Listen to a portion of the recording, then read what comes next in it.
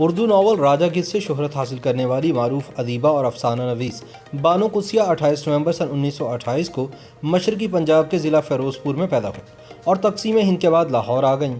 انہوں نے اپنی زندگی کے باقی ایام پنجاب کے دارالحکومت لاہور میں گزارے۔ اردو ادب کو معروف ناول اور افسانے دینے والی بانو قدسیہ نے کم عمری میں ہی لکھنا شروع کر دیا تھا۔ انہوں نے معروف ادیب، ناول نویس اور افسانہ نگار اشفاق احمد سے جوانی میں ہی شادی کر لی تھی۔ بانو قدسیہ اور اشفاق احمد کی جوڑی کا شمار ادبی دنیا کی معتبر اور مقبول ترین جوڑیوں میں ہوتا تھا اور دونوں نے اردو ادب کو لازوال خطابیں دی ہیں۔ بانو قدسیہ نے مجموعی طور پر 30 سے زائد ناول اردو ادب کو دیے، جن میں راجا گدھ، ایک دن، شہر بے مثال، توجہ کی طالب، ہوا کے نام، موم کی گلیاں اور تماثیل وغیرہ شامل ہیں۔ لوگ انہیں پیار اور ادب سے بانو آپا کہہ کر بھی بلاتے تھے اور خیال کیا جاتا ہے کہ ان کی ہر تصنیف عورت کے گرد نہیں بلکہ عورت کی محبت کے گرد گھومتی ہے۔ بانو قدسیہ کے والد بدرالزماں گورنمنٹ فارم کے ڈائریکٹر تھے، جن کا انتقال 31 سال کی عمر میں ہو گیا تھا۔ اس وقت ان کی والدہ ذاکرہ بیگم کی عمر صرف 27 برس تھی۔ بانو قدسیہ کی اپنی عمر اس وقت 3.5 سال تھی۔ بانو نے ابتدائی تعلیم اپنے آبائی قصبے سے ہی حاصل کی۔ انہیں بچپن سے ہی کہانیاں لکھنے کا شوق تھا اور 5ویں جماعت سے انہوں نے باقاعدہ لکھنا شروع کر دیا تھا۔ اسکول کے زمانے میں بانو قدسیہ نے ایک ڈرامے کا ایسا اسکرپٹ لکھا کہ انہیں پہلی پوزیشن کا حقدار قرار دیا گیا۔ اس حوصلہ افزائی کے بعد وہ 10ویں جماعت تک افسانے اور ڈرامے ہی لکھتی رہی۔ طویل عرصے تک وہ اپنی کہانیوں کی اشاعت پر توجہ نہ دے پائیں۔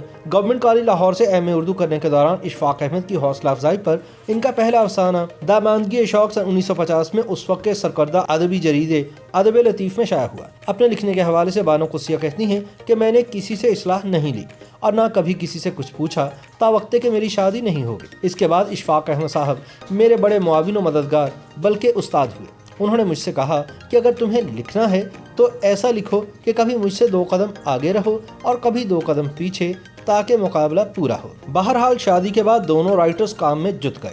1 سال بعد انہوں نے ایک ادبی رسالے داستان گو کا اجرا کیا۔ تمام کام خود کرتے تھے۔ رسالے کا سروقت بانو قدسیہ کے بھائی پرویز کا فن کمال ہوتا تھا، جو ایک آرٹسٹ تھے۔ 4 سال تک داستان گو کا سلسلہ چلا اور پھر اسے بند کرنا پڑا۔ اشفاق احمد ریڈیو پر اسکرپٹ رائٹر تھے۔ تلقین شاہ ریڈیو پاکستان پر سن 1962 سے جاری ہوا۔ اس کے ساتھ ساتھ اشفاق احمد فیلڈ مارشل ایوب خان کے ہاتھوں تازہ جاری ہونے والے سرکاری جریدے لیل و نہار کے ایڈیٹر بھی بن گئے تھے۔ ٹیلی ویژن نیا ملک میں آیا تو اس کے لیے اشفاق احمد اور بانو قدسیہ مسلسل لکھنے لگے۔ اشفاق احمد کی کوئی سیریز ختم ہوتی تو بانو قدسیہ کی سیریل شروع ہو جاتی تھی۔ ٹی وی کے پہلے ایم ڈی اسلم اظہر نے اشفاق احمد کو ٹی وی کا سب سے پہلا پروگرام پیش کرنے کی دعوت دی۔ اس پروگرام میں انہوں نے ٹیلی ویژن کو متعارف کرایا تھا۔ اشفاق احمد ٹی وی کے پہلے اناؤنسر تھے۔ ان کا ریڈیو پر بہت وسیع تجربہ تھا۔ یہاں ایک اطالوی فلم بنی تھی، اشفاق احمد اس کے مترجم تھے۔ ٹی وی پر سب سے پہلا ڈرامہ تقریب امتحان ان کا ہی ہوا تھا۔ ریڈیو ٹی وی پر بانو قدسیہ اور اشفاق احمد نصف صدی سے زائد عرصے تک حرف و صورت کے اپنے رنگ دکھاتے رہے۔ ٹی وی پر بانو قدسیہ کی پہلی ڈرامہ سیریل سدھراں تھی، جبکہ اشفاق احمد کی پہلی ڈرامہ سیریل ٹہلی تھلے تھی۔ بانو قدسیہ کا پنجابی میں لکھنے کا تجربہ ریڈیو کے زمانے میں ہی ہوا تھا۔ ریڈیو پر انہوں نے سن 1965 تک لکھا، پھر ٹی وی نے انہیں بے حد مصروف کر دیا۔ ان دونوں کا تخلیقی سفر جیسے جیسے طے ہوتا گیا، داستان سرائے کے نقوش ابھرتے گئے۔ لاہور کے جنوب میں واقع قیام پاکستان سے قبل کی ماڈرن بستی ماڈل ٹاؤن کی داستان سرائے میں اشفاق احمد اور بانو قدسیہ کی یادیں بکھری ہوئی ہیں۔ ان دونوں کا تخلیقی سفر جیسے جیسے طے ہوتا گیا، داستان سرائے کے نقوش بھی ابھرتے گئے۔ بقول بانو قدسیہ، شادی کے بعد مفلسی نے ہم دونوں میاں بیوی کو لکھنا پڑھنا سکھا دیا تھا۔ اشفاق احمد ایک فلم دھوپ سائے بھی بنائی تھی، جو باکس آفس پر فلاپ ہو گئی تھی اور 1 ہفتے بعد ہی سینما سے اتر گئی تھی۔ دھوپ سائے کی کہانی بانو قدسیہ نے لکھی تھی۔ ڈائریکشن کے علاوہ اس فلم کا اسکرین پلے اشفاق احمد نے لکھا تھا۔ بانو قدسیہ نے افسانوں، ناولز، ٹی وی اور ریڈیو ڈراموں سمیت نثر کی ہر صنف میں طبع آزمائی کی۔ سن 1981 میں شائع ہونے والا ناول راجا گدھ بانو قدسیہ کی حقیقی شناخت بنا۔ موضوع کے لحاظ سے یہ ناول در حقیقت ہمارے معاشرے کے مسائل کا ایک ایسا تجزیہ ہے جو اسلامی روایت کے عین مطابق ہے، اور وہ لوگ جو زندگی، موت اور دیوانگی کے حوالے سے تشکیلی مراحل میں گزر رہے ہیں، بالخصوص ہمارا نوجوان طبقہ، ان کے لیے یہ ایک گراں قدر حیثیت کا حامل ناول ہے۔ راجا گدھ کے 14 سے زائد ایڈیشن شائع ہو چکے ہیں۔